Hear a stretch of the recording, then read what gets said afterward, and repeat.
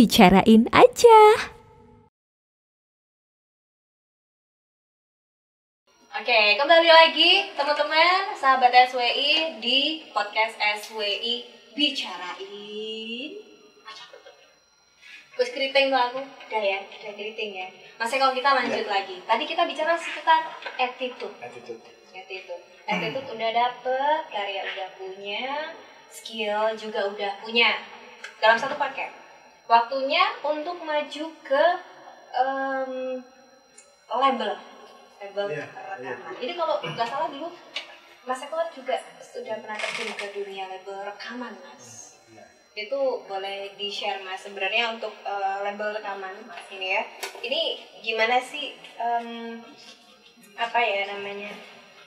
prosesnya gitu, Mas? Mencari label rekaman berarti ya? Mencari label rekaman, lalu bagaimana Mas Eko mungkin pengalaman dulu mengatur musisi-musisi yang bernaung di dalamnya. Ya gini, jadi kalau ini kalau bicara ini beda ya, beda antara 90 dengan 2000 ke atas. Oke. Kalau 90-an mereka sangat berharap gitu, 80% berharap dapat label. Ya kan kalau 2000 ke atas kan udah sendiri, udah independen kan. Ya. Jadi kalau ini sih globalnya aja, kalau buat musisi-musisi yang terutama yang baru berkarya gitu ya mereka harus menyiapkan karyanya dengan sebaik-baiknya untuk mencari label yang untuk menaungi mereka ya, untuk bisa disebut eksekutif produser. Ya, karena kalau di Indonesia kan produser itu berbeda dengan di luar negeri ya. Kalau di Indonesia produser itu konotasinya mereka yang membiayai, membiayai, mencukupi lah ya. Sementara kalau di luar negeri beda, produser itu orang yang justru dibayar untuk membantu musisi dalam menyelesaikan rekamannya gitu dari sudut musik. Band ini aja udah beda ya, Mas? Beda. Tetap ya. Antara Indonesia sama mancanegara. Kalau mereka memang produser ini dibayar, kalau di Indonesia sendiri mereka lah yang membayar para musisi. Iya, konotasinya begitu. Jadi sebenarnya lebih tepatnya label itu eksekutif produser, mereka yang membiayai. Nah, untuk menuju ke sana tentunya kalau pengalaman aku dulu ya, itu kita harus keliling nyebarin demo kita kan, demo tip kita, lagu-lagu kita ke label-label untuk mencari label mana yang mau menerima gitu. Label yang mau menerima gitu. Nah, itu kalau diceritain banyak banget. Sakit hati, Mas. Pengalaman itu banyak. Sakit hati banyak ya. Banyak. Apa contohnya apa, Mas? Ini untuk gambaran bahwa sebenarnya label-label besar, artis-artis besar yang sekarang mereka sudah jam terbangnya sudah tinggi gitu ya, artinya mereka melewati fase-fase seperti itu nggak gampang. Mungkin Mas Eko bisa sharing, sesulit apa sebenarnya itu? Ya sebenarnya untuk yang bagian paling sulit kan membuat label-label itu tertarik. Oke. Itu yang paling sulit. Jadi dulu tuh benar-benar persaingannya sangat berat gitu. Kalau mereka mau indie berat karena sistem industrinya udah dipegang sama label-label besar. Sedangkan untuk menembus label besar itu juga berat karena harus bagus kemasan karyanya, harus bagus kemasan karyanya untuk masuk ke label besar ya. Kemasan karyanya bagus dan lagunya harus sesuai dengan target pasarnya si label itu yang paling susah, kita harus nebak kan. Karena kalau dilihat sendiri, mohon maaf nih, ada beberapa band ya, Mas, benar nggak sih menurut saya ini, kalau menurut Mas Eko benar nggak, ada beberapa band yang bahkan mereka terpaksa untuk mengganti genre musik mereka, jadi nggak pakem lagi karena menuruti label. Ada yang seperti itu, mengganti genre mereka gitu ya, mengganti jadi mungkin, aliran mereka lah gitu ya. Yang tadinya kan pop nih, misalnya pop terus jadi agak ngedangdut misalnya, atau agak EDM. Banyak, bahkan nggak itu aja, jadi ada yang fenomena lain ya. Ada yang bahkan mereka tuh harus mengganti personilnya. Nyarinya susah, suruh ganti, emangnya kan ganti sandal. Banyak yang vokalisnya, wah ini vokalisnya nggak menjual nih. Oke, tuh kasihan banget tuh ya. Kan? Kasihan lah, padahal udah, saya yakin pasti waktu mereka bersatu nih bareng, mereka pasti punya targetnya. Oh ini kalau kita naik nih, kita pergi bareng ya, kita jalan bareng ya, kita nanti kalau udah sukses bareng bisa bikin usaha bareng misalnya, segala macam. Mimpi mereka pasti besar sekali, tapi terpaksa harus putus ya. Dengan seperti itu ganti personil, jadi nggak cuma ganti karya tapi ganti personil. Itu loh, sakit tak berdarah ya Mas. Itu udah luar biasa itu.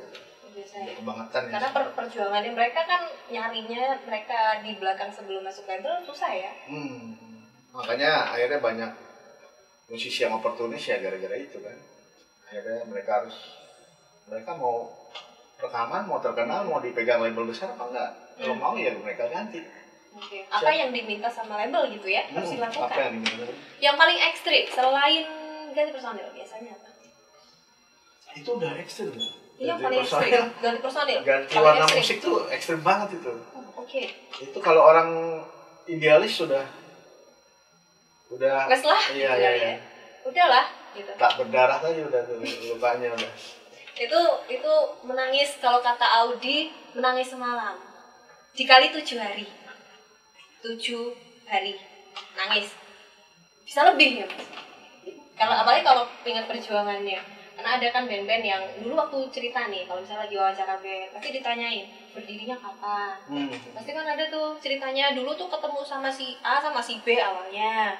Habis itu kita jalan 2 tahun 3 tahun, terus ketemu sama si C, D dan sebagainya, terus tiba-tiba mereka harus ombak diganti dengan orang yang mereka nggak kenal gitu. Itu berasa banget sih. Eneng tisu nggak? Aku pengen nangis loh ini. Nggak usah. Emosinya masih bisa dikontrol ya. Tapi itu yang paling ekstrim ya Mas, seperti itu. Paling ekstrim. Semua label hampir sama gitu. Seperti itu. Kalau ya itu yang ekstrim itu banyak kan label lokal ya. Kalau label mancanegara yang lisensi di sini lebih halus caranya. Itu kalau ya pengalaman apa ya? Sebenarnya sama aja tapi halus ya. Nah, lebih halus. Misalkan mungkin teman-teman yang pernah punya grup band genre rock akhir 90-an menuju 2000 tuh mungkin ngerasain tuh. Jadi label-label lisensi luar negeri itu, mancanegara itu, dia akan lihat fansnya dulu atau musik rocknya, lalu ditawarin masuk labelnya, terus mereka akan bilang bahwa anak bandnya sendiri nggak percaya, musik keras kayak kita kok bisa, mereka tertarik ya gitu. Berarti ini luar biasa nih labelnya gitu kan. Padahal nggak juga. Begitu kita masuk, mereka kan suruh coba bikin satu lagu dong yang agak slow gitu. Satu aja gitu. Supaya ada perbedaan suasana gitu di albumnya nanti gitu. Akhirnya kita mau nggak mau, ya cuma satu, bikin lah. Begitu bikin, kita kasih kan, nanti mereka akan, ini udah hampir kayak gini gitu, cuman masih kurang, coba bikin lagi. Akhirnya ada lagu kedua, ada lagu ketiga, ada lagu keempat yang seperti itu, yang menurut mereka itu cocok banget di pasar gitu. Jadi mereka berubah tanpa sadar ya? Tanpa sadar. Akhirnya begitu albumnya mau keluar, kok banyak 70%-nya lagu yang dipengenin label. Jadi yang pure keinginan mereka, genre mereka misalnya, itu secara tidak sadar tergeser gitu ya. Yang misalnya keras gitu ya. Harusnya mereka 7 lagu misalnya, 7 lagu atau 8 lagu harusnya keras, karena label jadi mungkin yang keras cuma 4. Akhirnya gitu. Iya. Dan akhirnya nanti akan seperti itu terus gitu ya. Lebih halus ya, tapi nggak apa-apa lah, seenggaknya lebih halus ya, nggak langsung berubah. Ya itu sih pengalaman. Mau halus mau enggaknya nggak tahu, mungkin kan setiap orang beda. Ngalaminnya. Tapi jujur aja itu lebih halus gitu dibandingkan nih lagu lo jelek. Lagu lo jelek lo ganti aja deh. Itulah ada EDM-nya hari gini lo nggak pakai EDM, lo norak ya, lo kampungan ya, bisa jadi gitu kan. Apalagi bahasa senioritas, bahasa ya ngerasa high class, itu kita udah nggak nutupin lagi Mas. gitu. Oh tadi ada lagi yang ekstrim tadi kan tambahin. Ada lagi yang ekstrim lagi itu. Apa nih? Itu benar-benar lagu kita nggak didengar. Lagunya nggak didengar? Ditumpuk aja. Padahal mereka nggak tahu kan isi lagunya seperti apa. Iya nggak tahu kan. Hai. Mungkin terlalu banyak demo yang masuk atau akhirnya yang dengerin pusing ya Mas. Makanya saya bilang tadi kemasan juga penting kan. Seperti kita mempromosi ke radio. Ini buat teman-teman indie nih. Kebetulan saya ngurusin indie lumayan lama. Ya. Itu kan banyak teman-teman indie yang merasa kalau cuma ngirim materi ke radio nggak bakal diputar. Tuh radio pasti muternya yang udah naik. Yang label-label besar aja gitu. Sebenarnya ada benarnya tapi ada enggaknya juga. Enggaknya tuh gini, kalau misalkan kemasan kita nggak bagus gitu, banyak kan anak teman-teman indie ya, terutama kemarin pertengahan 2000 tuh, itu kadang ngirim materi ke radio tuh kemasannya kurang bagus. Sembarangan. Ini gitu. Ini ada yang kayak gini nih, pengalaman gitu kan. Ada yang nitip, jadi saya tuh kadang kalau misalnya main ke ruang MD, karena kebetulan saya juga siaran juga di radio, mampir ke ruangan MD.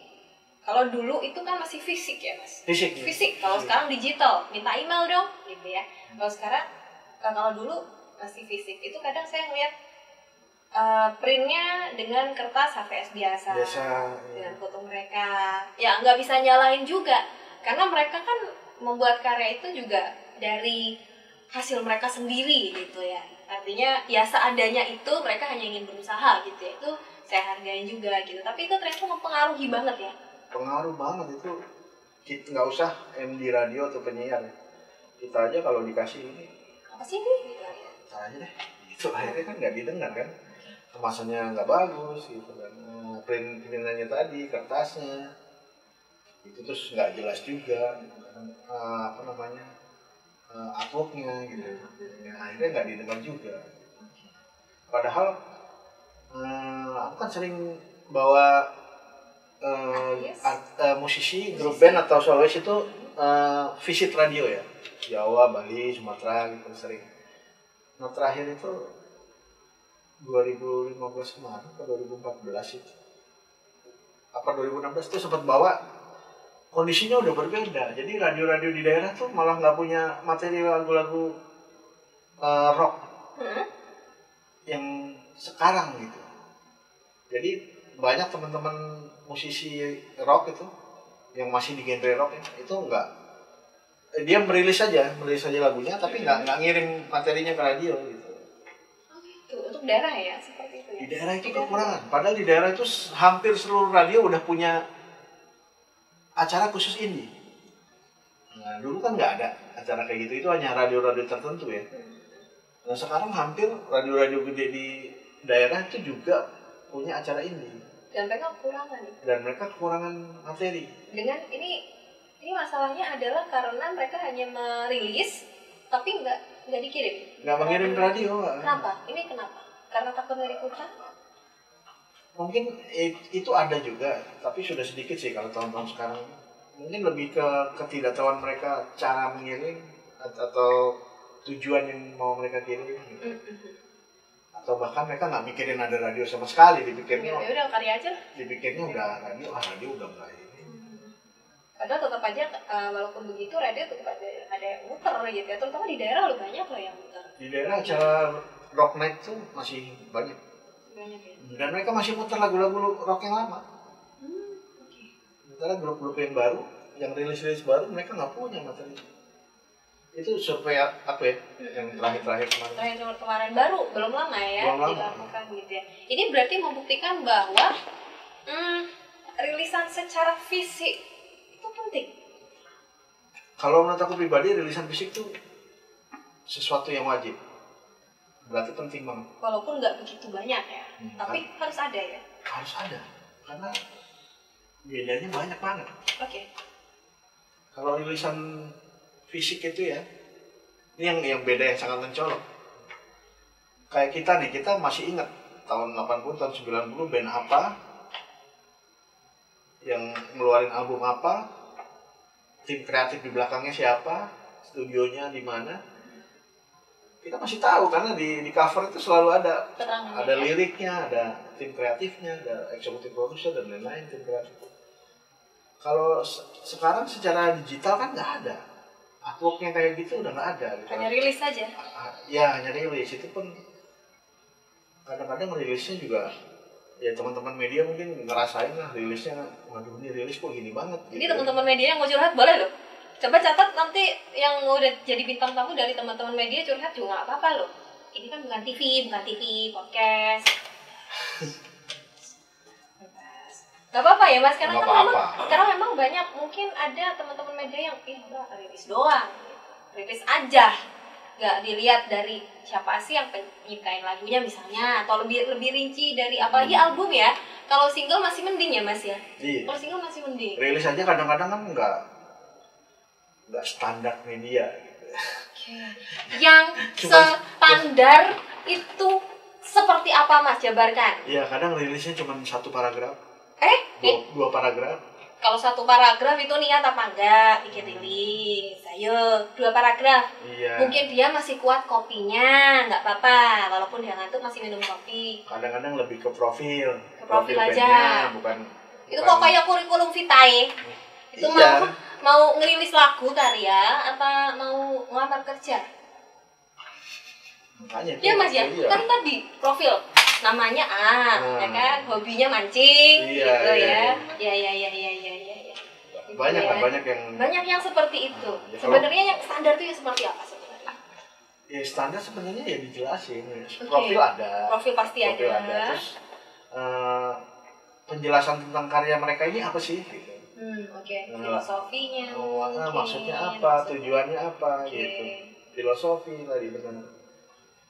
Dijelaskan, terus siapa aja sih yang terlibat di situ. Itu aja kadang-kadang teman media masih pengen wawancara kan, walaupun sudah selengkap itu. Pengen dapat statement langsung gitu kan. Tergantung medianya mana mas. Kalau medianya gosip, nggak cuma karyanya, gosipnya, udah nikah apa belum, udah punya pacar apa belum, lagi hubungan sama siapa. Iya. Ya kan sampai lari-lari loh mas itu, sampai lari-lari loh. Itu wawancaranya mas, ini jujur loh saya saksinya itu loh. Apa nggak terima julid, datang sini. Itu berarti standarnya seperti itu ya, standarnya gitu ya. Iya, mungkin kalau teman-teman media tahu yang lebih benar bisa komen ya. Bisa komen, tolong komen di bawah ya. Nggak apa-apa, mau komen nggak apa-apa, nggak ya nggak apa-apa, mau ngintip aja juga nggak apa-apa, mau subscribe mau nggak ya nggak apa-apa, terserah, yang penting happy aja ya. Harus subscribe dong. Oh harus subscribe. Kalau nggak subscribe diapain mas? Dicari. Kalau nggak subscribe medianya dicari mas. Diculik. Oh tuh dijulitin mas katanya mas. Gitu. Iya, biar jadi bergaul. Tapi nggak apa-apa loh, sharing aja gitu. Sebenarnya ada sisi-sisi lain yang wartawan rasain sebenarnya di balik berita yang sudah dikemas itu ada di belakangnya ngejar-ngejar, kesandung, nabrak orang, kejedot pintu, itu banyak. Jadi jangan cuma ngeliat wartawannya enak ya. Ya kan? Ya mas ya. Iya. Masnya kan wartawan juga mas. Iya. Tapi lari-lari nggak mas nyari berita mas? Iya, kalau nyari berita iya lah. Oh sampai lari-lari mas? Pasti. Oh sampai gitu ya. Jadi nggak cukup dengan rilis ya? Ya rilis itu kan cuman ini aja, patokan aja. Itu coba manajemen ya, coba label itu jangan cuma ngasih rilis ya kan, ininya juga bukan ini emang floor directornya ini ya, floor directornya yang bilang gini kok, jangan cuma rilis tapi wawancara langsung dengan artisnya itu juga penting ya mas ya. Itu juga penting, apalagi kan sekarang ini masalahnya corona mas, kita buka-bukaan nih masalah corona, banyak yang akhirnya cuma via Zoom. Iya, webinar gitu ya. Webinar ya. Kadang sampai mau nyatet bingung karena ngobrol aja gitu.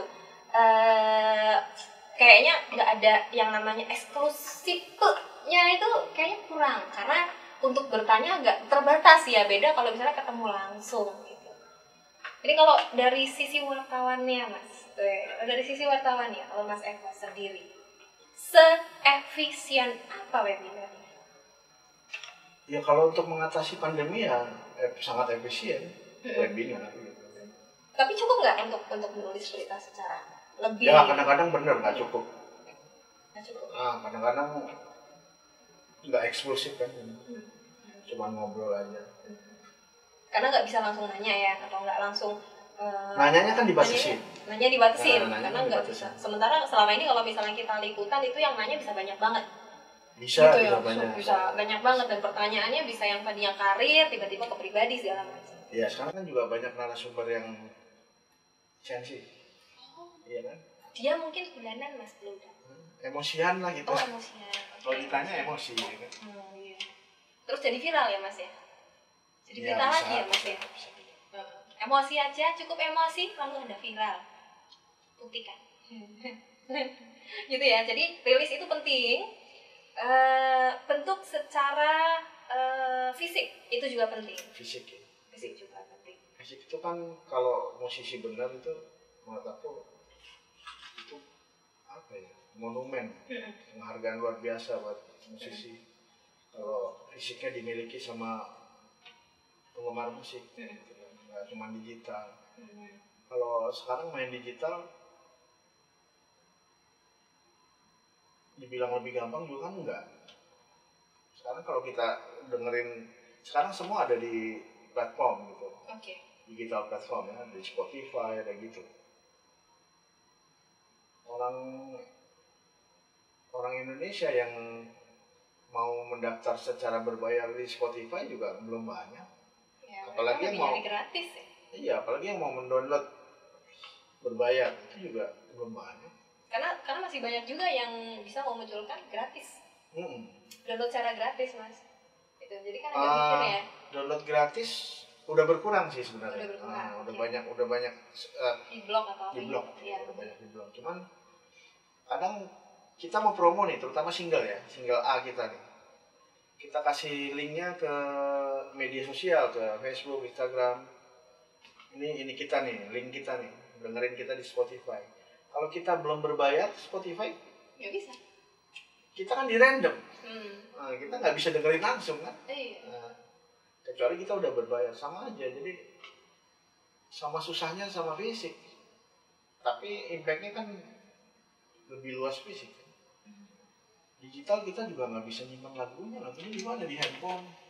Seberapa banyak sih dia? Nggak seperti ibarat kata tuh tidak punya pustaka lagunya nggak ada ya. Jadi emang benar-benar hanya handphone, tapi nggak ada perpustakaan lagunya tuh nggak ada. Kalau orang kan punya fisiknya, mereka koleksi CD-nya, mereka taruh di lemari atau menjadi koleksi seperti itu ya Mas. Lagian sekarang ada perbedaan dibanding 90-an itu. Kalau dulu cara melihat band ini sukses apa enggak itu dari penjualan fisik. Yes. Kalau penjualan fisiknya di atas ratusan ribu,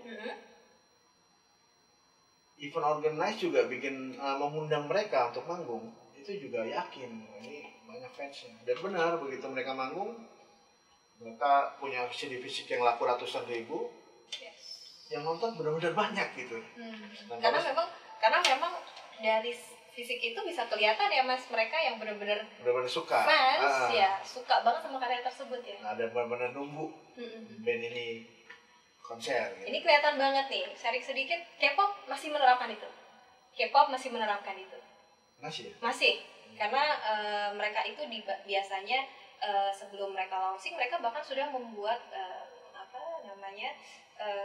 trailer atau juga seperti countdown gitu. Gitu ya, seminggu lagi tanggal segini bulan ini gitu. Biasanya apalagi kita tahu fans K-pop itu loyalnya luar biasa. Itu makanya mereka benar-benar membeli produk atau juga fisiknya. Oke, kalau gitu Mas Eko, terima kasih. Ngobrol-ngobrolnya ini seru banget sebenarnya. Nanti kita bikin tahap 2-nya ya.